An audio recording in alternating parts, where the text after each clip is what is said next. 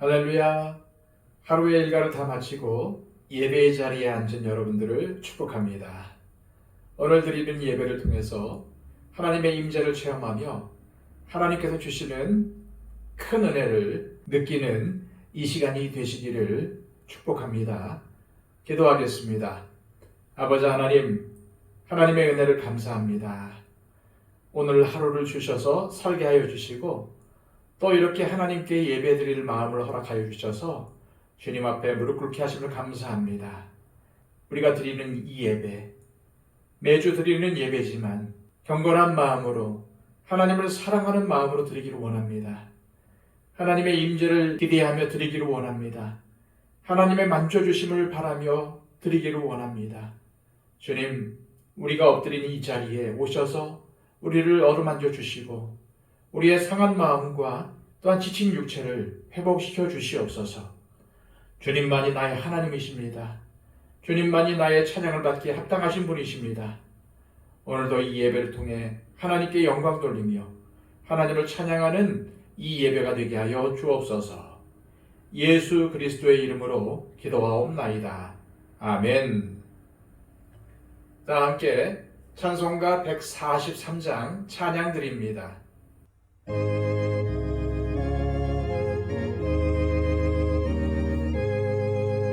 웬 말인가 날 위하여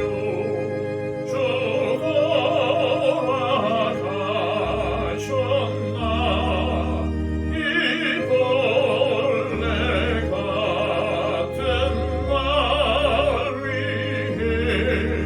큰 해 받으셨나 내 지은 죄 다 지시고 못 박히셨으니 웬일인가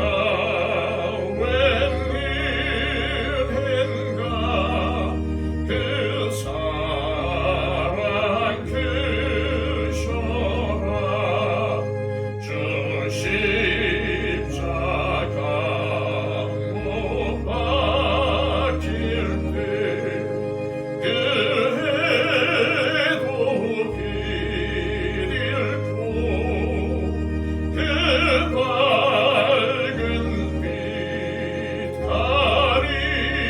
가리워서 캄캄케 되었네 나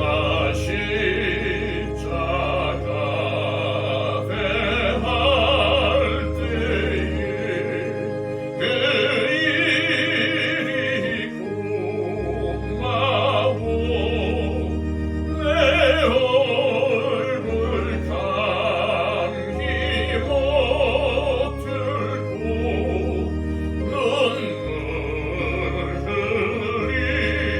흘리도다 늘 울어본 눈물로서 못 갚을 줄 알아 몸 밖에 드릴 것 없어 이 몸 바칩니다.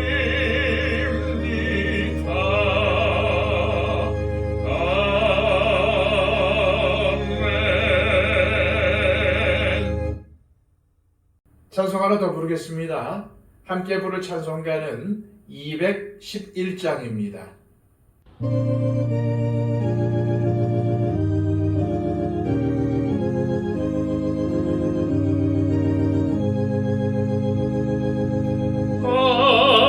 값비싼 향유를 주께 드린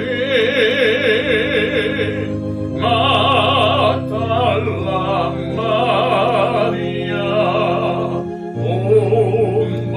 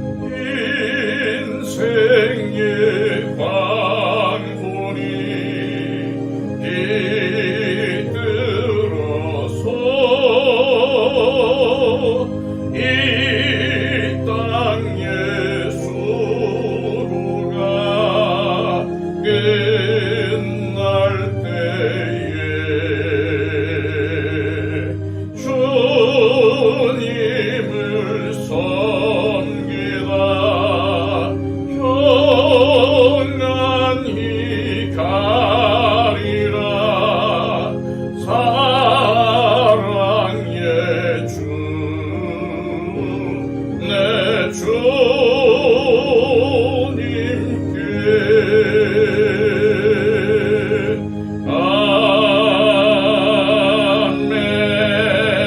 아멘.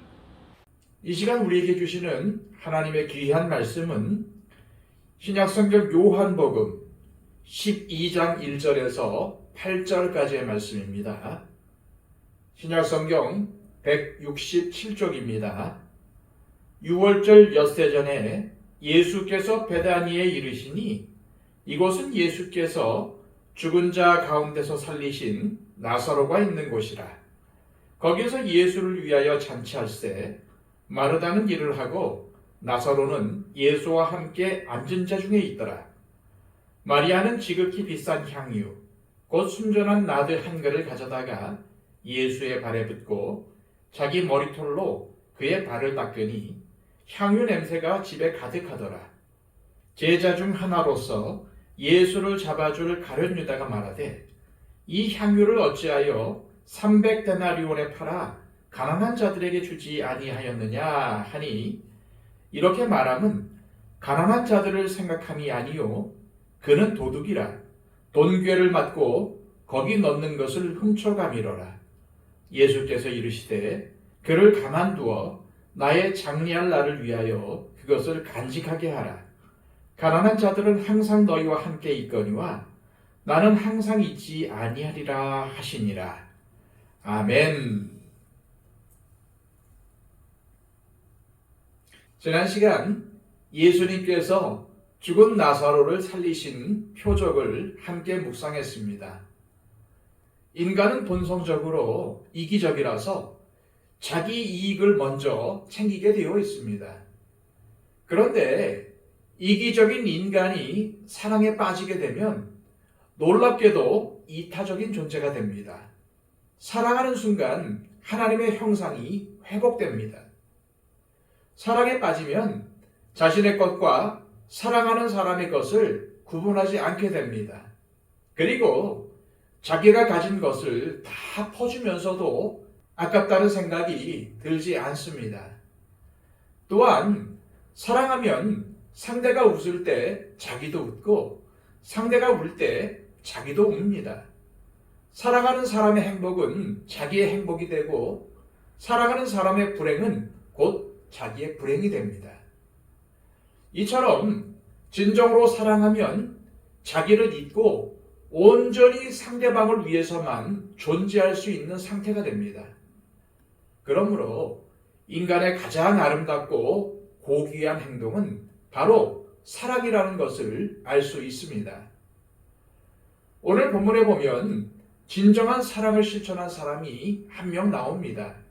바로 죽었다 살아난 나사로의 누이 동생인 마리아입니다.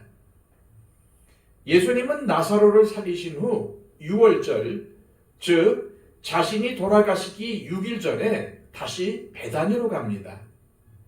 그때 나사로와 그의 자매들이 예수님을 위해서 잔치를 베풉니다. 1절과 2절 말씀입니다. 6월절 엿새 전에 예수께서 베다니에 이르시니 이곳은 예수께서 죽은 자 가운데서 살리신 나사로가 있는 곳이라. 거기서 예수를 위하여 잔치할세 마르다는 일을 하고 나사로는 예수와 함께 앉은 자 중에 있더라. 예수님은 바로 얼마 전 나사로를 살려주셨습니다. 사람이 죽었다가 살아난다는 것은 결코 있을 수 없는 일이었고 나사로 자신에게도 정말 놀라운 일이었습니다. 그리고 마르다와 마리아가 예수님께 얼마나 감사했겠습니까? 그래서 예수님을 위해 잔치를 벌인 것입니다. 그때 많은 사람이 죽었다 살아난 나사로를 보기 위해 집안 가득 모였고 누가복음 10장과 비슷하게 마르다는 분주하게 일을 하고 있었고 나사로는 예수님과 함께 있었습니다. 그런데 바로 그때 마리아가 들어와서 예수님의 발에 값비싼 향유를 붓습니다. 3절입니다. 마리아는 지극히 비싼 향유 곧 순전한 나드 한 견을 가져다가 예수의 발에 붓고 자기 머리털로 그의 발을 닦으니 향유 냄새가 집에 가득하더라. 이 나드라는 것은 네팔 지역의 고산지대에만 서식하는 그 당시 세계에서 가장 귀한 향료였습니다. 그 지방에서만 희귀하게 나는 식물이다 보니 당시 실크로드를 통해서 여러 상인을 거쳐 유대 지역까지 수입이 된 것입니다. 그러므로 값이 얼마나 비쌌겠습니까? 이 향유는 300데나리온의 가치가 있었습니다. 당시 일반 노동자의 하루 품삯이 한 데나리온이었는데 안식일과 절기를 다 지키면 꼬박 1년 동안 한 푼도 쓰지 않으면서 모아야지만 300데나리온을 모을 수 있었습니다. 그런데 마리아는 이처럼 엄청나게 비싸고 귀한 향유인 나드 한 근을 예수님의 발에 그대로 부어버렸습니다. 마리아가 왜 그렇게 했을까요? 답은 하나밖에 없습니다. 마리아가 주님을 정말로 사랑했기 때문에 이렇게 한 것입니다. 값비싸고 귀한 향유보다 예수님을 훨씬 더 귀하게 여겼기 때문입니다. 그래서 예수님보다 상대적으로 덜 귀한 향유를 전부 다 드리는 것은 마리아에게는 어려운 일이 아니었던 것입니다. 사실 마리아는 예수님의 발을 물로 닦아드릴 수도 있었습니다. 손님의 발을 닦아주는 것은 그 당시 유대의 풍습이었기 때문에 이상한 일이 아니었습니다. 그런데도 마리아는 그렇게 하지 않았습니다. 마리아는 예수님을 대접함에 있어서 자기가 가진 가장 귀한 것, 가장 값진 것, 가장 최선의 것을 드린 것입니다. 게다가 마리아는 예수님의 발을 닦는데 자기의 머리털로 닦았습니다. 당시 유대인들은 식사할 때 왼쪽으로 팔을 대고 비스듬히 누워서 음식을 먹었습니다. 예수님도 그렇게 식사하고 계셨는데 마리아가 예수님의 발 쪽으로 와서 향유를 붓고 자신의 머리털로 닦았으니 마리아가 완전히 무릎을 꿇고 엎드렸다는 말입니다. 이것이야말로 참된 겸손이고 진짜 사랑이며 주님을 섬기는 바른 헌신과 예배의 자세입니다. 우리는 이러한 마리아의 겸손과 헌신을 본받아야 합니다. 그리고 무엇보다도 예수님을 진정으로 사랑한 마리아의 모습을 본받아야 합니다. 우리가 하나님을 진정으로 사랑한다면 모든 문제가 해결됩니다. 하나님을 정말로 사랑하는 사람은 삶의 문제가 풀리게 되어 있다는 말입니다. 그렇다면 우리가 하나님을 사랑한다는 것을 어떻게 표현할 수가 있겠습니까? 첫 번째, 하나님을 진정으로 사랑하는 사람은 시간을 아까워하지 않습니다. 사랑에 빠진 남녀는 서로 바빠도 어떻게든 시간을 내서 만납니다. 또 만나고 헤어지자마자 전화를 합니다. 쉬지 않고 문자를 보냅니다. 수시로 만나고 수시로 문자 보내고 수시로 전화합니다. 이런 것이 바로 사랑한다는 증거인 것입니다. 만약 사랑한다면서 상대와 같이 있는 시간이 아깝게 느껴진다면 그것은 진짜 사랑하는 사이일 수가 없습니다. 사랑하면 그냥 같이 있는 것이 좋은 겁니다. 하나님도 마찬가지입니다. 하나님을 정말로 사랑하십니까? 우리가 하나님을 사랑한다면 조금 더 기도하고 싶어지고 조금 더 말씀을 읽고 싶고 교회에 나가서 예배하고 싶어지고 드리고 또 드려도 더 드리고 싶은 마음일 것입니다. 그러나 우리가 하나님을 사랑한다고 하면서도 시간이 없어서 성경을 읽지 못하고 기도를 하지 못한다면 그것은 정말로 사랑하는 것이 아닐 것입니다. 사랑하는 사람을 위해서 시간을 내는 것이 아깝지 않고 오히려 더 만나고 싶은 것처럼 하나님을 정말로 사랑하면 하나님과 시간을 내어 만나는 것을 좋아하게 됩니다. 그리고 그 시간을 굉장히 기다리게 됩니다. 그런데 우리가 하나님을 만나고 싶어 하는 것보다 하나님이 우리를 더욱더 만나기를 원하신다는 사실입니다. 하나님은 우리를 너무나도 사랑하시기 때문에 우리를 그토록 만나고 싶어 하시는 것입니다. 두 번째, 하나님을 정말로 사랑하는 사람은 하나님께 물질을 드리기를 아까워하지 않습니다. 사랑하는 사람에게 선물을 사주었는데 조금 더 싼 것을 살 걸 괜히 비싼 걸 샀네 하고 후회한다면 그것은 진정으로 사랑하는 것이 아닐 것입니다. 정말로 사랑하면 오히려 더 좋은 것을 못 줘서 더 많이 못 줘서 마음이 아쉽지 비싼 걸 사주었다고 후회하지 않습니다. 줄수록 아깝고 후회가 되는 것이 아니라 주고 또 줘도 더 주고 싶은 마음, 줄수록 더 기뻐지는 마음이 바로 사랑의 마음입니다. 우리가 그리스도인으로서 마땅히 사랑해야 할 대상이 누구 있겠습니까? 당연히 하나님이십니다. 우리 그리스도인은 예수님을 나의 구주와 주인으로 모셔드린 사람인데 그것이 무엇을 의미하는 것이겠습니까? 그것은 예수님이 내 삶에 있어서 가장 중요한 존재라고 인정하는 것입니다. 내가 가진 어떤 것, 심지어 내 생명보다 더 귀한 분이십니다. 라는 마음의 고백입니다. 주님이 정말로 우리의 삶에서 가장 귀한 분이시라면 그분께 어떻게 남는 것으로 드릴 수가 있겠습니까? 어떻게 아까워하며 드릴 수가 있겠습니까? 마리아처럼 기뻐하며 가장 좋은 것, 가장 최선의 것으로 드려야 합니다. 내가 하나님을 정말로 사랑하는가를 점검할 수 있는 방법 중 하나가 바로 헌금 생활입니다. 헌금은 하나님께 드리는 것입니다. 물론 교회에 내지만 교회가 하나님의 뜻대로 그것을 잘 집행하는 것입니다. 헌금은 교회에서 돈을 긁어가려고 만든 것이 아닙니다. 억지로 강요하는 것이 아닙니다. 사실 헌금은 우리 자신을 위한 것입니다. 우리가 제대로 된 삶을 살 수 있도록 하나님께서 안전장치를 만들어 놓은 것이 바로 헌금입니다. 사람은 누구나 돈에 대한 욕심이 있습니다. 돈에 대한 욕심이 있기에 복권도 사고 투자도 하는 것입니다. 그런데 우리는 심심풀이로 복권을 사고 남는 돈이 있어서 투자를 한다고 하지만 거기에 빠지면 돈의 노예가 되고 맙니다. 자신이 돈을 사용한다고 생각하지만은 실제로 돈이 자기를 지배하게 됩니다. 사실 하나님은 우리의 돈이나 재물이 전혀 필요가 없으십니다. 우리의 시간과 노력을 들이는 봉사도 전혀 필요 없으십니다. 그럼에도 불구하고 우리가 돈의 노예가 되지 않도록 안전장치로 11조를 비롯하여 헌금을 하나님께 드리라고 하시는 것입니다.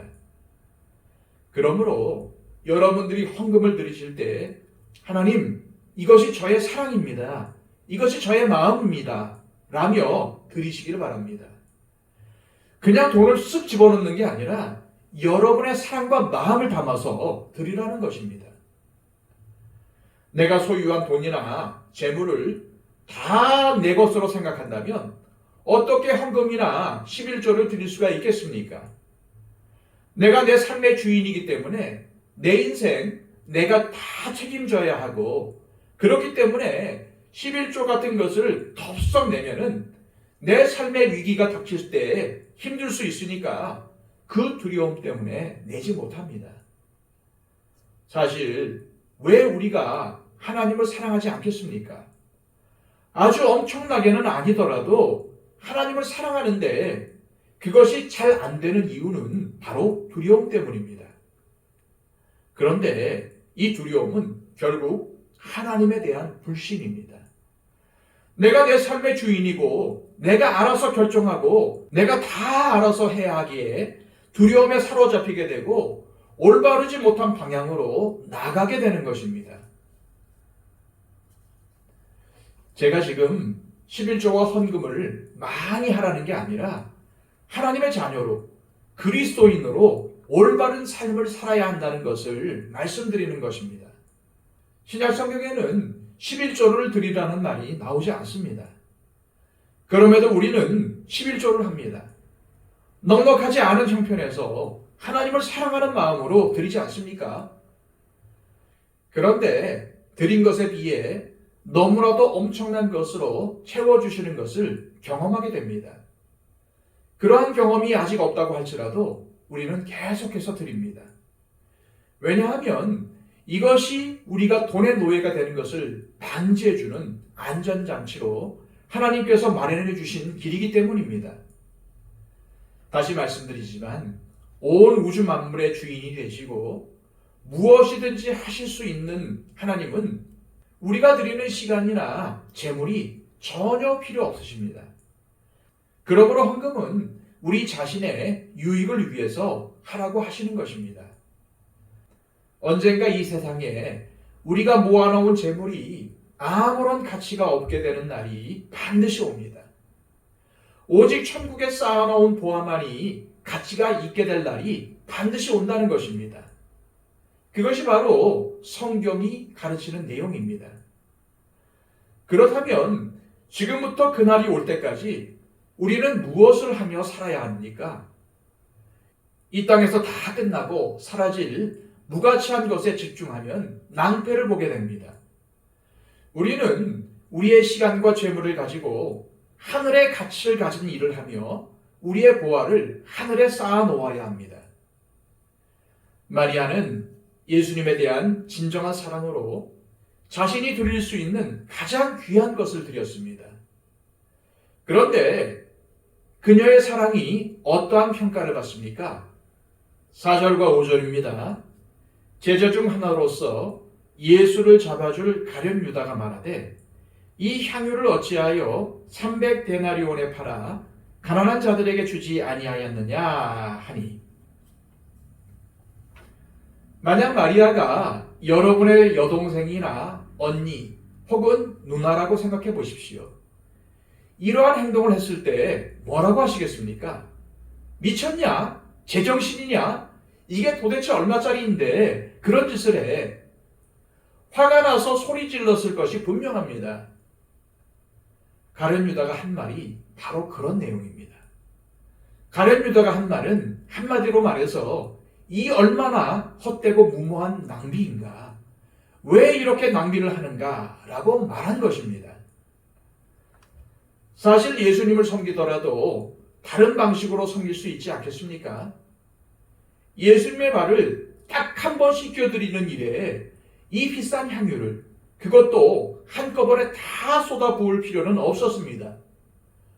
오히려 이것을 팔아서 일부는 가난한 사람들을 돕고 나머지로 예수님께 좋은 선물을 사드리든지 다른 방식으로도 얼마든지 섬겨드릴 수 있습니다.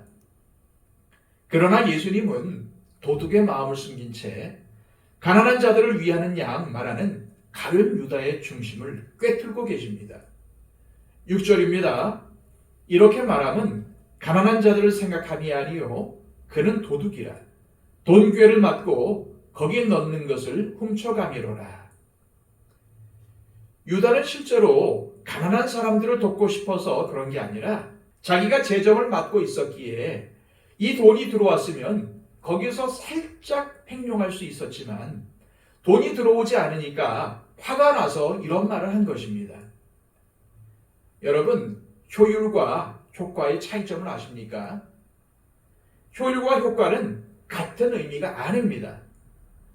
효율은 들인 노력과 얻은 결과의 비율로 적은 노력으로 큰 결과를 얻었으면 그것을 효율적이라고 말하는 것입니다. 따라서 효율은 반드시 결과를 따질 수밖에 없습니다. 그러나 효과는 어떤 행위를 통해서 드러나는 보람을 말하며 당장의 결과만 보는 것이 아니라 장기적인 안목으로 보는 것이 바로 효과에 집중하는 것입니다. 사실 가룟 유다의 비난은 사탄에게서 나온 것입니다. 예수님이 하늘 보좌를 버리고 인류를 구원하시기 위해 이 땅에 오셨을 때 사탄은 이렇게 조롱했을 것입니다. 이 얼마나 쓸데없는 낭비인가? 뭐하러 저런 것들을 구원하기 위해 자기 목숨을 버리려고 하는가? 참으로 의미 없다라고 하지 않았겠습니까? 창조주 하나님께서 죄인된 우리를 위해 자신의 외아들을 십자가에 죽도록 보내시는 일보다 더 헛되고 쓸데없는 낭비는 없어 보입니다. 그러나 그것이 정말 헛된 낭비였습니까? 우리 자신만 보아도 그게 아니었다는 것을 알 수 있습니다. 덕분에 우리가 구원받은 것입니다.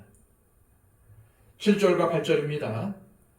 예수께서 이르시되 그를 가만두어라.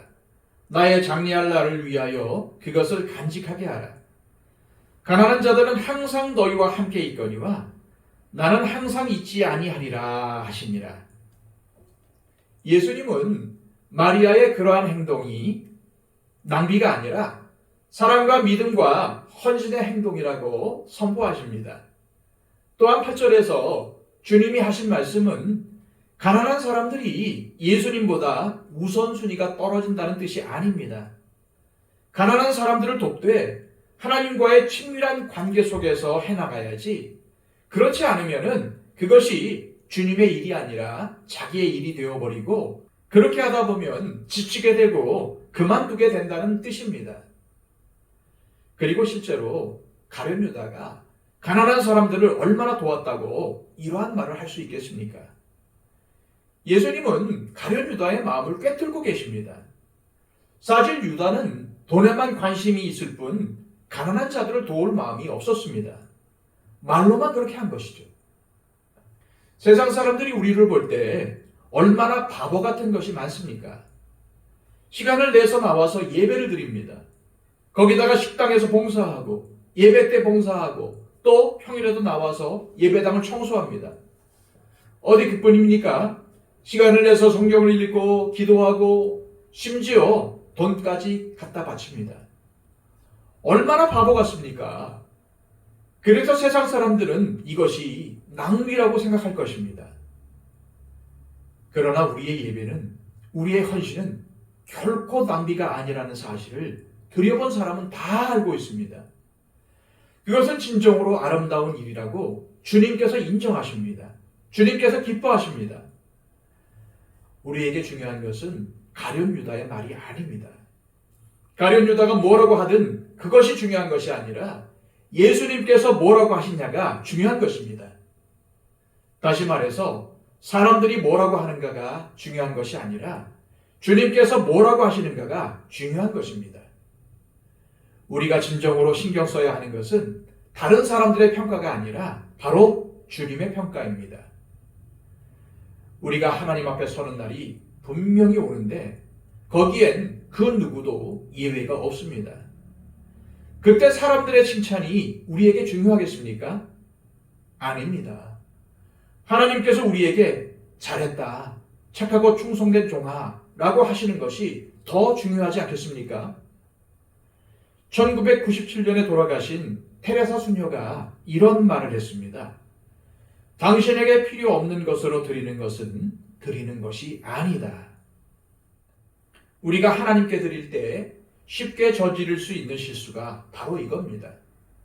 하나님께 드립니다. 아무것도 안 드리는 것이 아닙니다. 시간을 드리고 재물을 드리고 정성을 드리고 다 드립니다. 그리고 우리가 나쁜 것을 드리는 것도 아닙니다. 좋은 것을 드립니다. 그런데 이것이 바로 우리의 문제입니다. 좋은 것을 드리는 것이 문제라는 것입니다. 무슨 말입니까? 하나님께 좋은 것을 드리기는 하는데 가장 좋은 것은 숨겨놓고 있다는 것입니다. 그리고 드리지 않을 수 있다는 것입니다. 내가 하나님께 좋은 것을 드리고 있다는 것에 스스로 만족해하면서 이 정도면 됐어, 이 정도로 시간과 물질과 정성을 들여서 헌신하고 봉사하면 됐어 라고 생각하며 실제로는 가장 좋은 것을 뒤에 감추어 놓고 있지는 않습니까? 저도 잘하지 못하기 때문에 이러한 말씀을 전할 때마다 부담이 되기도 하지만 기쁨이기도 하고 감격이기도 합니다.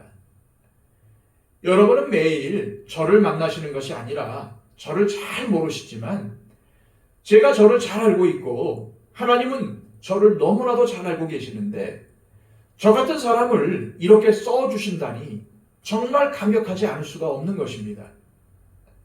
솔직히 하나님이 저의 도움이 뭐가 필요하겠습니까? 그런데도 써주신다는 것이 정말 놀라운 일입니다. 사람의 도움이 전혀 필요 없으신 하나님께서 우리를 하나님의 일꾼으로 쓰기를 원하신다는 것이 얼마나 엄청난 은혜입니까? 우리는 이러한 사실에 감사하지 않을 수 없습니다. 이것이 엄청난 은혜임을 깨닫고 감사하며 감격할 줄 아는 사람, 그래서 더욱 주님이 기뻐하시는 일을 위해 나가려는 사람, 그런 사람을 하나님께서 복을 안 주시겠습니까? 그러한 사람을 인정하지 않으시겠습니까? 하나님은 그러한 우리를 보면서 너는 내 마음에 합한 사람이다 라고 하실 것입니다. 결국 주님께서 우리에게 원하시는 삶이 무엇이겠습니까? 완벽한 삶을 바라시겠습니까? 엄청나게 성공해서 헌금 많이 내는 것을 바라시겠습니까? 그렇지 않습니다. 답은 너무나도 간단합니다. 하나님은 우리에게 사랑을 원하십니다. 주님을 사랑하기 때문에 주님과의 관계를 아름답게 세워나가는 것을 원하십니다. 또한 하나님을 사랑하며 살다 보면 하나님께서 사랑하시는 나의 이웃을 향해, 특히 어려움을 당하는 이웃을 향해 눈을 돌리게 되어 있고 사랑을 실천하게 되어 있습니다. 또 그렇게 하다 보면 영혼을 구원하여 예수님의 제자를 만드는 역사가 우리를 통해서 일어나게 되는 것입니다.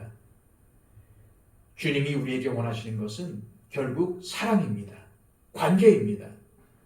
그렇다면 나는 지금 주님과 어떠한 관계 속에서 살아가고 있습니까?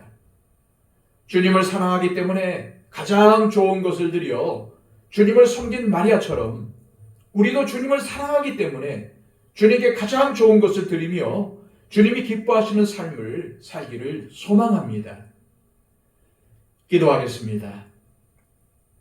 아버지 하나님, 오늘 말씀을 주셔서 우리로 하여금 마리아의 헌신을 보게 하심을 감사합니다.